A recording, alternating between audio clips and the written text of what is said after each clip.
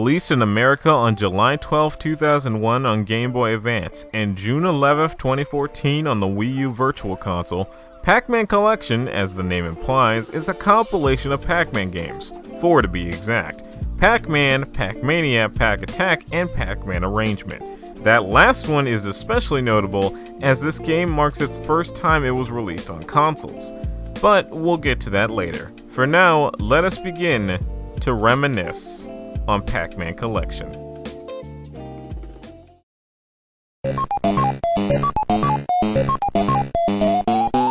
Originally released in America on October 26, 1980, Pac-Man is, well, it's Pac-Man. The nearly 40-year-old arcade game is as simple as ever. You navigate through a maze eating dots and avoiding the 4 ghosts, Blinky, Pinky, Inky, and Clyde. And once you eat all the dots, you complete that stage and move on to the next one until you lose all your lives or end up being all 255 stages and reaching the infamous kill screen.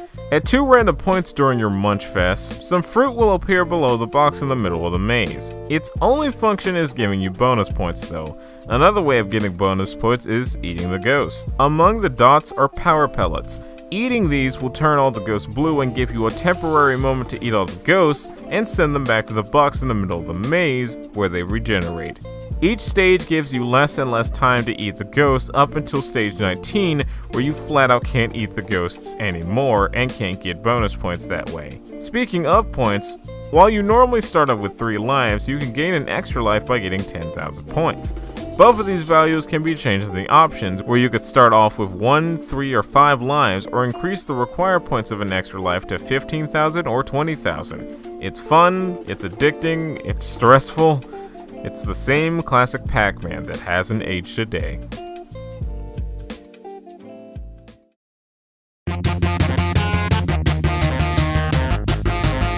Originally released in America on December 10, 1987, Pac-Mania was a big shift in the Pac-Man formula. Instead of top-down perspective pixel graphics, we have isometric 3D graphics. Instead of 4 ghosts, we have 7, newcomers being Sue, Funky, and Spunky. You can now jump over the ghosts, but those last 2 ghosts I mentioned can also jump. There's power-up items which can have effects such as doubling the point values you get from eating ghosts or causing Pac-Man to move faster for a limited time. There's 4 different environments with 11 stages. The game ends after you play through 11 or 23 stages of this game. However, I can't get past the 9th or 10th stage with the game throwing up to 9 ghosts at me at once. Besides all that though, it's the same Pac-Man gameplay of eating dots, power pellets, and fruit. Though this perspective kinda messes with me. It looks like Pac-Man should be going much faster than he does naturally. This is especially apparent when you have the speed up power up, as the minor boost in speed feels more natural and not at all like a power up. It's like if the game temporarily goes back to how it was supposed to be played originally, but this is probably just me being weird. Either way, Pac-Mania might have a fresh coat of new paint, but it's still Pac-Man through and through.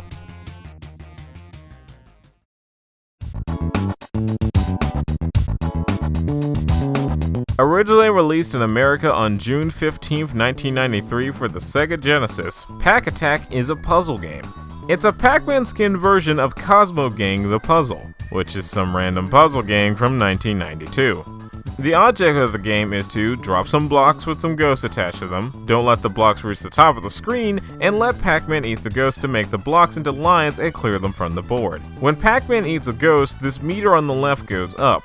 Once it fills up completely, a fairy will appear and can be dropped like a normal block.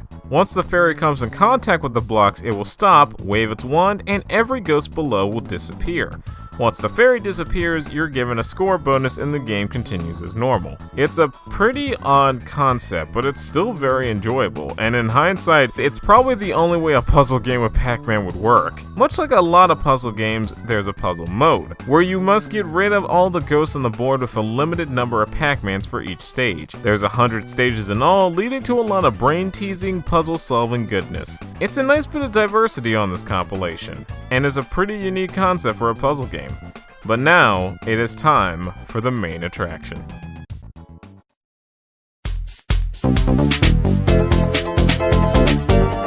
Originally released in America in March of 1996 as part of the Namco Classic Collection Volume 2, PacMan Arrangement is a sort of remix to the first Pac-Man. The main gimmick this time around is that besides the normal 4, there's a 5th ghost named Kinky. Oh my, how lewd. This ghost is always edible, and when eaten has the same effect as a power pellet. But if he's next to one of the 4 ghosts, he'll fuse with them, giving them special abilities. Blinky becomes bull-like and charges whenever he has Pac-Man in his sights. Inky gets some snazzy shades that can make a copy of himself.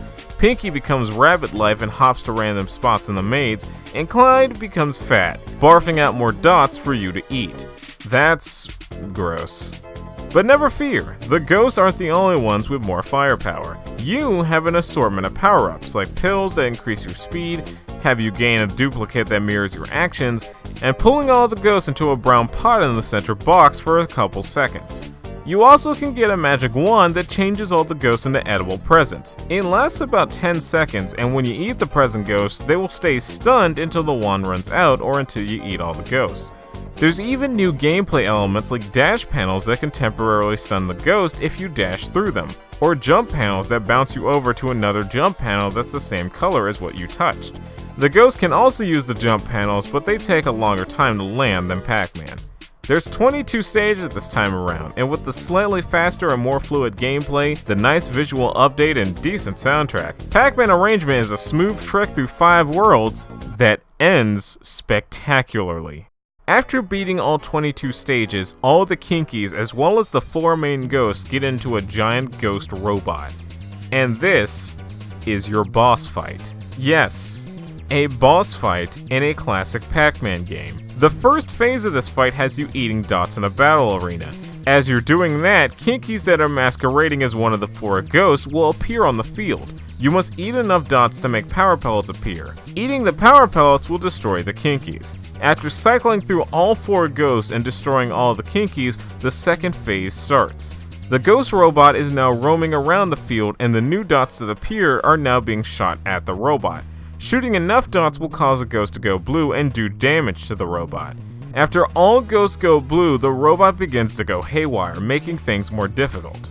After shooting all the dots of the robot, a Pac-Man icon will appear. Eating this will be the final blow, causing the robot to explode and defeating the ghosts once and for all. And that's the end of Pac-Man Arrangement.